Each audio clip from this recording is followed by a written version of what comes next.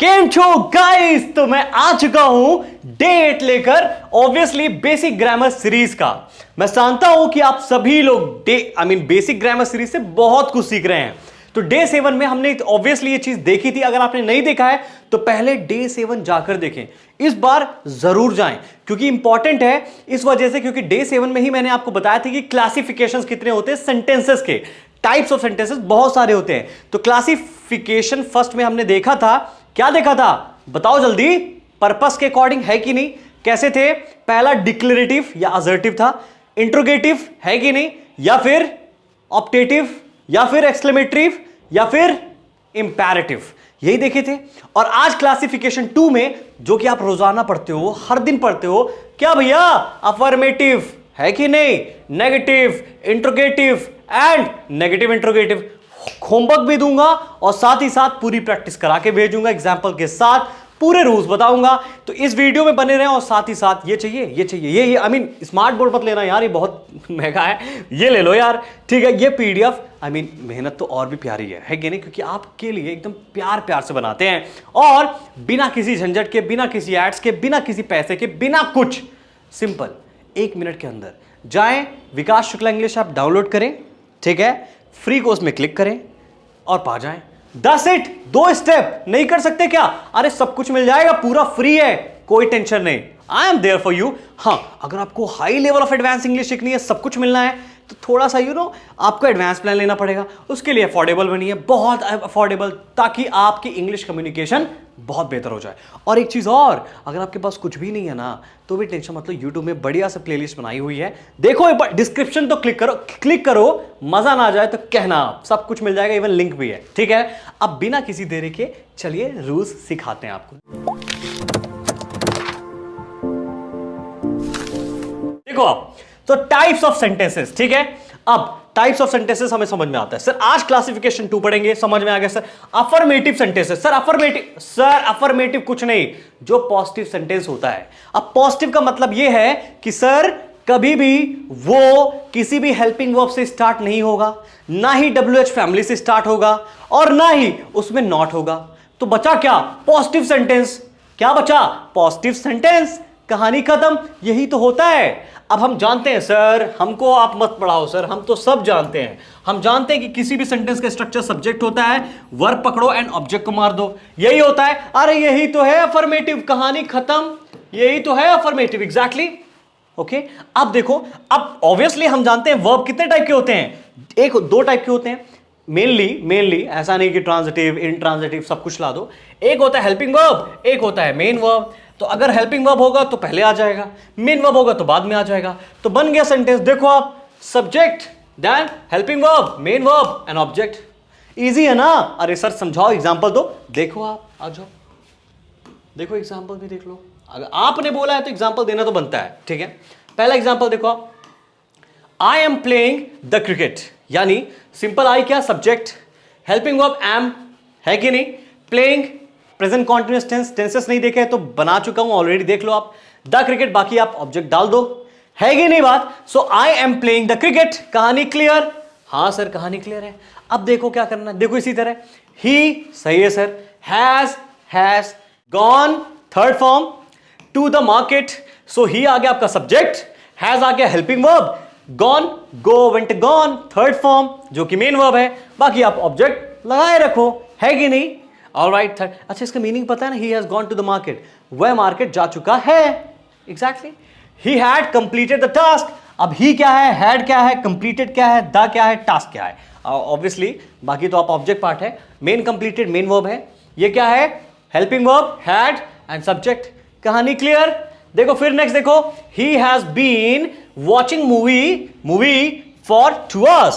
अब सर ये समझ आ गया कि ये सब्जेक्ट है सर, कहानी क्लियर है। अब सर ये तो बताओ, यहां तो हैज और बीन और वॉचिंग है, चलो आपने कह दिया ये मेन वर्ब है, मैंने मान लिया। आपने कह दिया ये हेल्पिंग वर्ब है, ये भी मैंने मान लिया। सर ये बीन क्या है? अरे रुक जाओ जी, ये हैज और बीन ये हेल्पिंग वर्ब ही हैं, कहां पकड़े हो आप। देखो आप, ये जो है ना, ये हेल्पिंग वर्ब ही हैं, हैज बीन, ठीक है। तो आज के बाद ये चीज आपको याद रखनी है कि जो हैज बीन आता है ना, ये रूल ही तो है, simple. So has been is a helping verb. Easy है सर, अरे मुझे मालूम है इजी है, ठीक है। अब बन गया ना इजी। अब दूसरे में आ जाओ, नेगेटिव। अब नेगेटिव कौन होता है सर? सर कुछ नहीं होता है, जो आपने पढ़ा वही है नेगेटिव। मतलब अरे बस नॉट यूज कर देना यार, और क्या, नॉट ऐड कर देना। अब लेकिन नॉट ऐड कहां करेंगे? अरे देख लो, टेंशन क्यों ले रहे हो, देख लो। नॉट आप यूज करोगे कहां? Subject, helping verb, main verb, object, ये तो बता दिया सर। आप हमेशा याद रखना हेल्पिंग वर्ब के बाद नॉट का यूज कर देना, ठीक है। लेकिन जब भी हैज बीन, आपको दिख भी नहीं रहा होगा मेरे ख्याल से, मैं ब्लैक यूज करता हूं, ठीक है। देखो आप, देखो जब भी आप हैज बीन देखोगे ना, हैज बीन, तो ये याद रखना है उस केस में, क्योंकि ऑब्वियसली हम जानते हैं जब भी दो हेल्पिंग वर्ब हो, ठीक है, तो उसके बीच में नॉट लगता है। ये कहानी क्लियर है रखना आप, ठीक है। ऑलराइट, उसके बीच में, ठीक है ना। सो हेल्पिंग वर्ब के बाद, मतलब जो पहला वर्ड होगा हेल्पिंग वर्ब का, उसके बाद नॉट लगा देना है, बस इतना ही ध्यान रखना है। Okay, so not, main verb and object. Example देखो, I am playing the cricket, मैंने बताया था वो चीज, है कि नहीं? सिंपल सर, मैंने देख लिया, नॉट एम देख लिया जो कि हेल्पिंग वर्ब है, लगा दो नॉट, कहानी खत्म, लगा दो, सोचना थोड़ी ना है। आप सोच रहे हो अभी भी, इजी है यार, है कि नहीं? आज के बाद डाउट नहीं आना चाहिए। देखो अब नेक्स्ट, ही, ठीक है, हैज, नॉट लगा दो बीच में। सर हैड आ गया, नॉट लगा दो बीच में। हैज आ गया सर, नॉट लगा दो बीच में। देखो हैज और बीन है, नॉट बीच में आ गया। ये नहीं कि has been not, that will be wrong, ठीक है। कहानी क्लियर हो, हीरो हो चुके हो आप या हीरोइन हो चुके हो आप, हाँ मजाक नहीं कर रहा हूं, इतनी सी कहानी थी, खत्म। अब सर इंट्रोगेटिव भी पढ़ा दो। अरे देख लो, कुछ नहीं करना है, क्या करना है सर? इंट्रोगेटिव क्या होता है सर? इंट्रोगेटिव का मतलब ये है, देखो सिंपल सी कहानी है जी।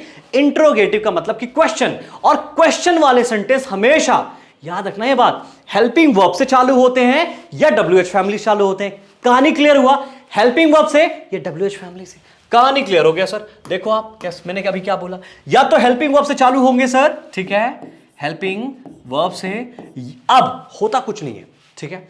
जो सब्जेक्ट होता था ना, हम ऐसे कुछ सेंटेंस को बनाते थे, देखो आप, सब्जेक्ट, फिर क्या लेते थे? Helping verb, then main verb, exactly, then बताओ, जल्दी बताओ, मेन वर्ब के बाद ऑब्वियसली ऑब्जेक्ट पार्ट लेते थे। इतनी ही कहानी होनी है, बस आपको एक चीज करनी है, क्या? इसको उठा के पहले ले आना है, बस दैट्स इट। क्या? हेल्पिंग वर्ब को उठाकर सब्जेक्ट के पहले ले आना है, कहानी खत्म। क्योंकि मैंने आपको बता ही दिया हेल्पिंग वर्ब से चालू होता है ये WH फैमिली से, ठीक है। तो मैंने क्या किया भाई, मैंने उठा के रख दिया, देखो हेल्पिंग वर्ब, फिर मैंने क्या लगाया? सब्जेक्ट, एग्जैक्टली, फिर मेन वर्ब, फिर ऑब्जेक्ट पार्ट रखा, दैट्स इट, ठीक है। अब देखो, जब भी ऐसे सेंटेंस होते हैं तो इनका आंसर हमेशा इधर यस होता है या नो होता है, दैट्स इट। या तो यस होता है या तो नो होता है, ठीक है, अभी बताऊंगा। लेकिन अगर आपने WH फैमिली लगाया उसके पहले, यानी क्या, इसके पहले अगर WH फैमिली क्या होता है सर? अरे WH फैमिली क्या होता है? वही होता है जो आप रोज पढ़ते आ रहे हो, हु, व्हाट, वेयर, सब में WH है कि नहीं? हुम, वेन, यही सब होते हैं, वाई, ठीक है, इजी। इतनी सी कहानी समझ आई। अब एग्जांपल देखो मैंने क्या किया, जो आई एम प्लेइंग था तो एम को पहले ला दिया, so am I playing the cricket, simple, question बन गया ना, क्वेश्चन मार्क डाला, ठीक है। अब यहां पास क्या करना है आपको? सिंपल सा, इसका आंसर बताओ, am I playing the cricket, बोलो हाँ या ना? No sir, you are not playing, है कि नहीं? यही बोलोगे, नो सर, यस सर, है ना। लेकिन मैंने अगर पूछ लिया, इसके पहले मैं क्या यूज कर दिया? WH, मान लो यहां पास मैंने यूज कर दिया, देखें आप यहां समझे, WH, I mean why use कर लिया, why am I playing the cricket. अब आपसे पूछ रहा हूं, और मैं अभी बोल रहा हूं, why am I teaching to you, मैं आपको क्यों पढ़ा रहा हूं? अब बताओ, समझ आया कुछ?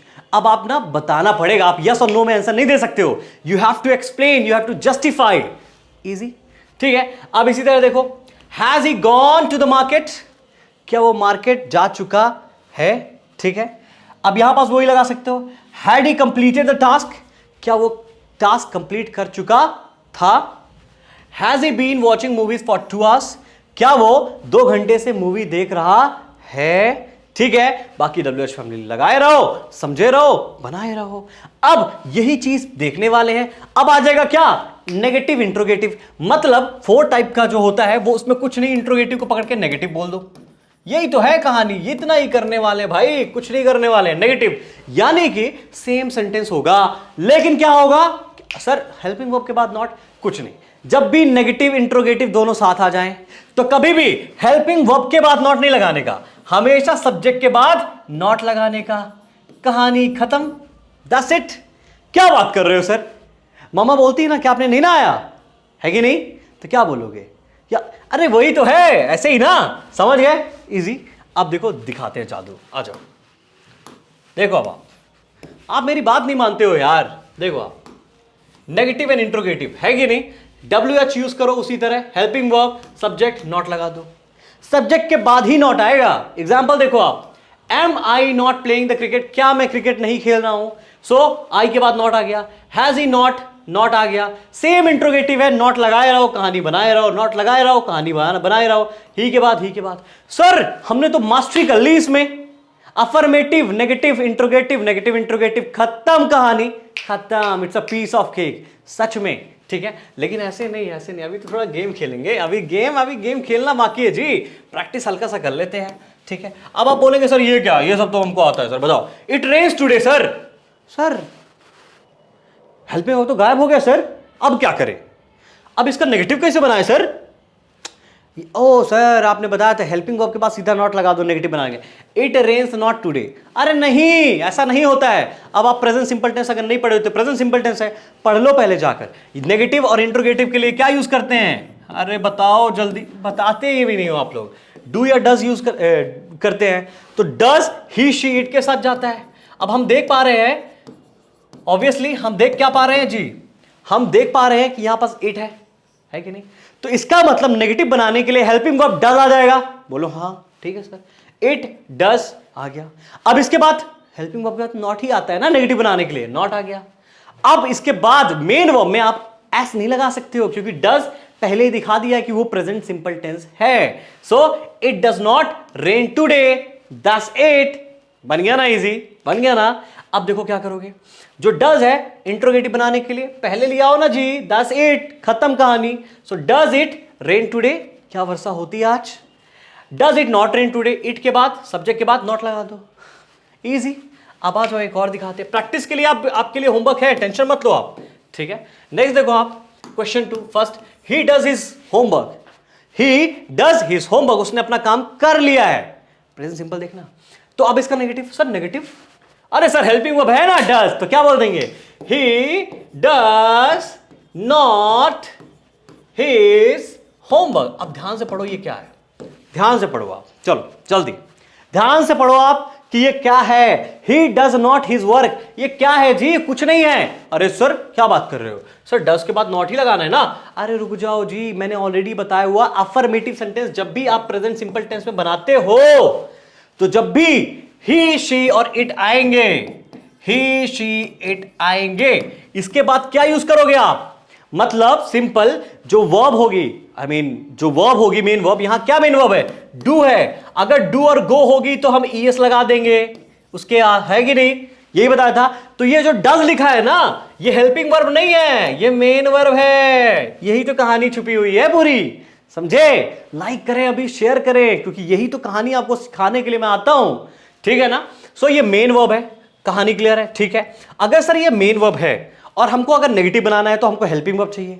अब इसको नेगेटिव बनाने के लिए भैया क्या करेंगे? वही डू डज लगाते हैं। अब फिर यहां ही है तो क्या लगाएंगे? He does not. अब क्या करेंगे सर? इसी को उठा के रख देंगे ना सर, आपने यही तो सिखा। अरे नहीं रखेंगे। अब तो भैया अब देखो आपने ही डज बोल दिया, डज यूज कर लिया, है कि नहीं? अब डज इटसेल्फ नेगेटिव सेंटेंस बता रहा है कि वो प्रेजेंट सिंपल का टेंस है। अब आपको सिंपल वर्ब कौन सी है? ये मेन, ये डू ही वाली वर्ब है ना, है कि नहीं? डू वाली वर्ब है ना, तो he does not do his work. अगर वीडियो नहीं समझ आया तो दोबारा देखिए, आराम से देखिए, सब कुछ समझ में आ जाएगा, एकदम इजी है। अब नेगेटिव बनाने के लिए सर कुछ नहीं, डज को लाओ पहले, है कि नहीं? बना दो sentence, does he do his work. अब इंट्रोगेटिव बनाने के लिए क्या करेंगे सर? कुछ नहीं, इस सेंटेंस में डज आगे कर दो, बस। ये इंट्रोगेटिव था तो इसमें नॉट नहीं लगाया। That's it, we are done with everything जी। सीख गए हंसते हंसते। तो देखो इतनी प्यारी प्यारी सी कहानी होती है, शायद आपको नहीं पता होगी, बट ये चीजें आपको याद रखनी है। अब होमवर्क है आपका क्या? ये सब है। इसका नेगेटिव इंट्रोगेटिव है, नेगेटिव इंट्रोगेटिव बनाओ। क्या? They were always fighting, easy है, ठीक है। She had bought a car, इसका भी नेगेटिव इंट्रोगेटिव बनाओ।